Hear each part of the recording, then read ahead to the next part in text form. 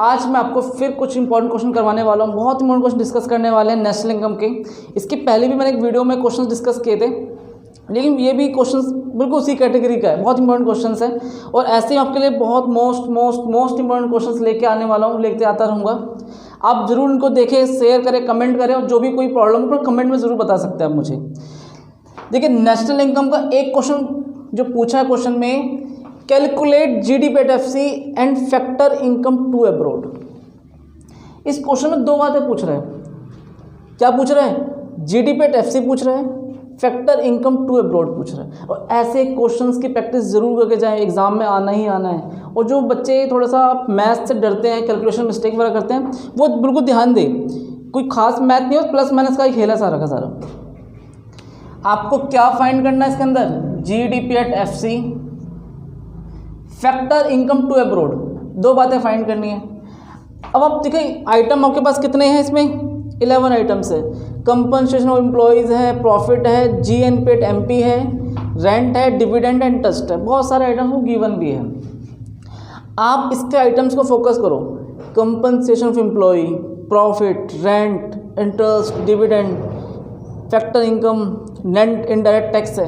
कहीं ना कहीं आपको फील होगा, क्या फील हो रहा है कि क्वेश्चन में सर इनकम मेथड लग सकता है। क्यों? क्योंकि आपके पास इनकम मेथड के आइटम है। बिल्कुल सही कह रहे हो। सबसे पहले कौन सा मेथड लगा देंगे हम? Income method. इनकम मेथड का फॉर्मूला सबसे पहले क्या होता है? NDP at FC. फॉर्मूला आपको मैं दोबारा लिखवा रहा हूं, compensation of employ.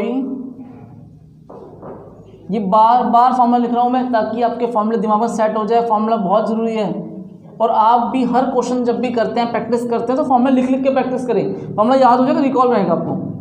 Compensation of employees operating surplus, mixed income.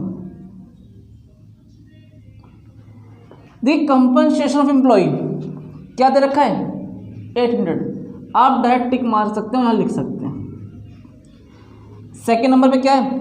Operating surplus. देखिए, ऑपरेटिंग सरप्लस ढूंढो आप। इसमें कहीं भी आपको ऑपरेटिंग सरप्लस नहीं मिल रहा है, डायरेक्ट लिखा हुआ।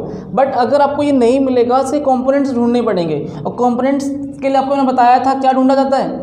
प्रॉफिट, रेंट, इंटरेस्ट 200, रेंट कितना है? 150, इंटरेस्ट कितना है? 100। अब आपके मन में क्वेश्चन आएगा कि सर डिविडेंड भी तो है, इसे क्यों नहीं लिखा? आपको मैंने पहले भी वीडियो में बताया है, क्वेश्चन में बताया, प्रॉफिट के 3 पार्ट होते हैं। अनडिस्ट्रीब्यूटेड प्रॉफिट,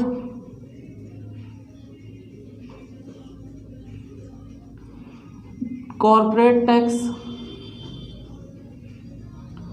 और डिविडेंड।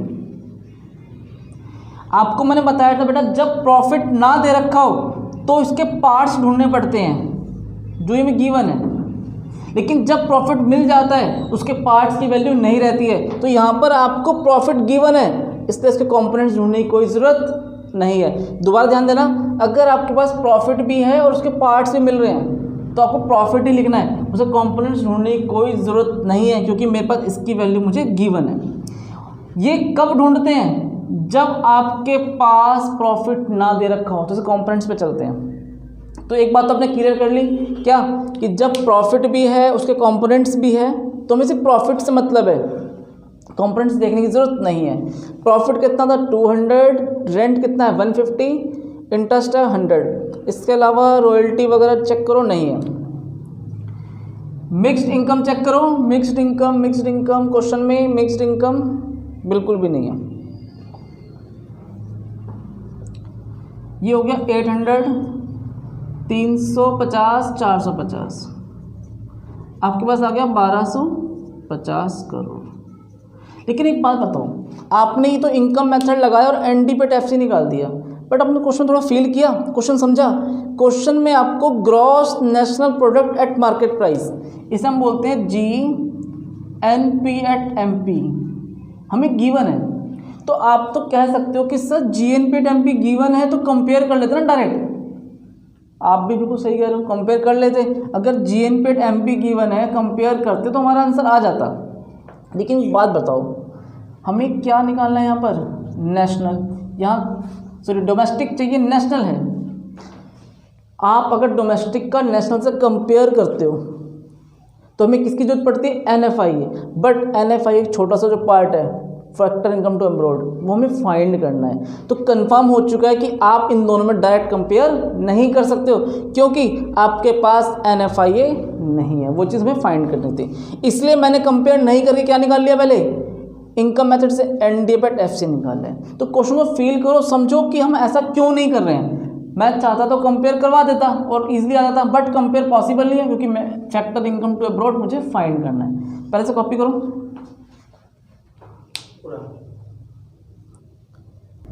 अब देखिए, इसका हमने अब तक एनडीएफ एट एफसी फाइंड किया है। अब ध्यान देना, क्या फाइंड करना है? GDP at FC. आपको मैंने बताया था जो चीज़ फाइंड करनी हो उसे हम लेफ्ट में रखते हैं और जो चीज़ गिवन हो उसे हम राइट में रख देते हैं। एनडीपी एट एफसी मैंने यहाँ रख दिया। अभी आपको मैंने पूरा एक्सप्लेन किया कि मैंने इनमें कंपेयर क्यों नहीं किया, बट बताया। लेकिन मैं यहाँ पर कंपेयर कर सकता हूँ, सोचना क्यों? जी मतलब ग्रॉस, एन मतलब नेट। ग्रॉस कैसे निकलता है बेटा? Net plus depreciation. डी से डी कट गया, पी से पी, एफसी से एफसी कैंसिल हो जाता है।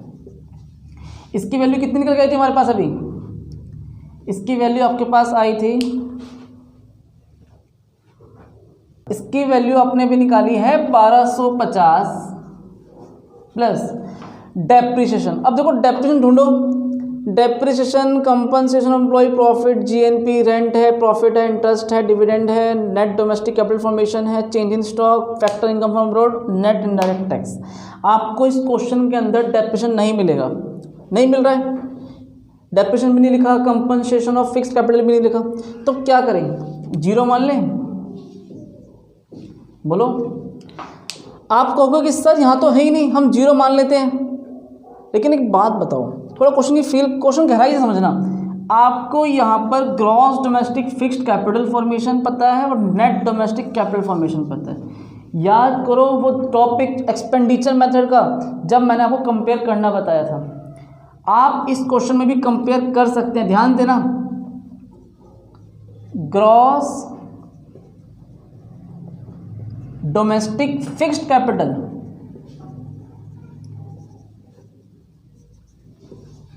फॉर्मेशन इज इक्वल टू में क्या लिख रहे हैं हम? Net domestic capital formation.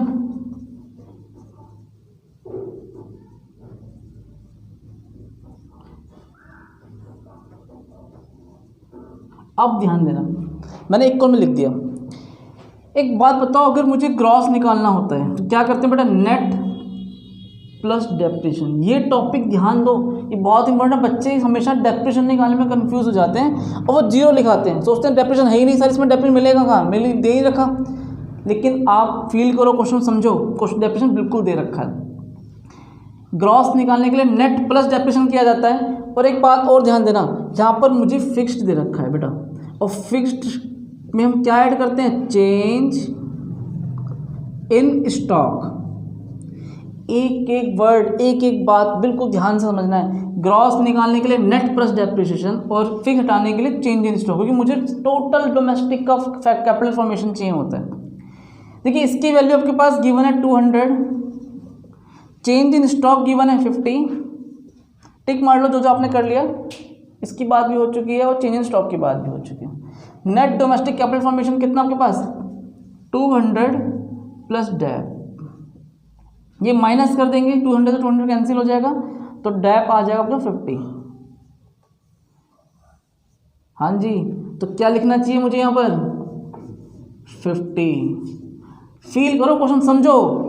आपने तो कहते सर डेप्रीसिएशन तो है ही नहीं, जीरो लिख दो। अरे जीरो कैसे लिखते हैं? अगर आप कंपेयर करोगे तो बिल्कुल निकल सकता है। देखो लॉजिक बिल्कुल जानना है आपको, कॉन्सेप्ट अच्छे से। 1250 में 50 ऐड कर देंगे तो 1300 करोड़ आ जाएगा। मैच करो आंसर और कॉपी करो फटाफट। देखिए सेकंड पार्ट है इसका, factor income to abroad find करना है। समझना, पहला क्वेश्चन हमने बहुत अच्छे से डिस्कस किया है, बहुत अच्छे से हमने समझा पहले कैसे हमने इनकम मेथड का यूज़ करके एनडीएफसी निकाला और फिर हमने जीडीपीएफसी निकाला था। देखो एक बात आप थोड़ा फील करो, फैक्टर इनकम टू अब्रॉड किसका पार्ट है? ये एनएफआई है। और एनएफआई की बात हम कब करते हैं? जब हम डोमेस्टिक और नेशनल में कंपेयर करते हैं, ये बहुत इंपॉर्टेंट है। अब देखो कंपेयर करते हैं, आपके पास क्या आ चुका है?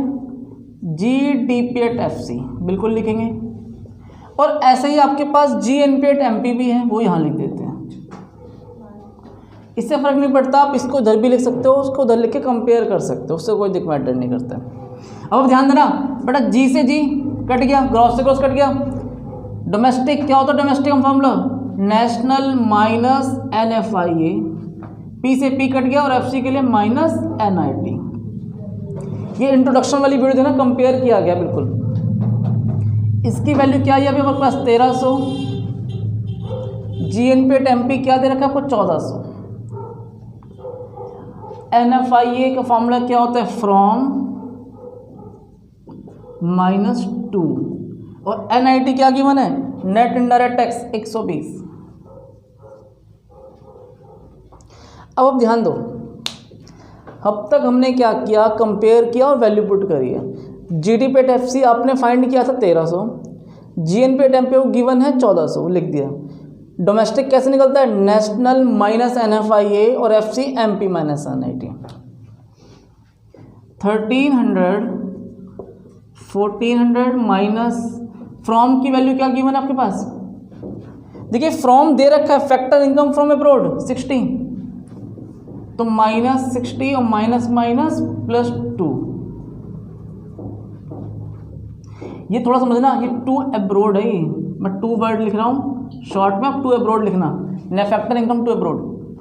माइनस को सॉल्व करो, 1400 में 60 गया, 1340, 1340 में 120 गया, तो 1400, या तो इसको ऐसे कर लो, दोनों को ऐड कर लेंगे, -180 आ जाएगा, प्लस फैक्टर, मैं पूरा वर्ड लिख रहा हूँ, factor income to abroad, minus कर देंगे 1220 आ जाएगा। कैसे? 0 से 0 का 10 में से 8 गया 2, 3 में से 1 गया 2 बचा, 1220 आ गया, plus factor income to abroad, ये माइनस में ले जाओ इधर आके तो 80 आ जाएगा। फैक्टर इनकम अब्रॉड, कॉपी करो उसे।